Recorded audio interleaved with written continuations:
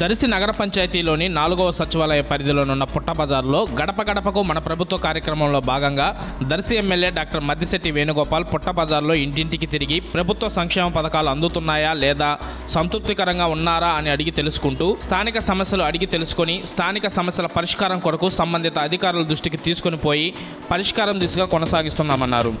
ప్రతి ఇంటికి సంక్షేమ పథకాలు అందుతున్నాయని, ప్రజలు సంతృప్తి వ్యక్తం చేస్తున్నారని, ప్రతి ఇంట్లో ఆనందంగా ఉండాలనే లక్ష్యంతో ముఖ్యమంత్రి జగన్మోహన్ రెడ్డి పనిచేస్తున్నారని వేణుగోపాల్ ప్రచారంలో చెబుతున్నారు. 2024లో తిరిగి జగన్మోహన్ రెడ్డిని గెలిపించాలని ఆయన తెలిపారు. ఈ కార్యక్రమంలో స్థానికులు ఎమ్మెల్యేను శాలువా కప్పి పూలదండలతో ఘనంగా సన్మానించారు. ఈ కార్యక్రమంలో కుమిత మంజిరెడ్డి, కొర్రె సుబ్బారావు, పూసల చిన్న సంజీవయ్య, రవి, రెహమాన్ తదితరులు పాల్గొన్నారు.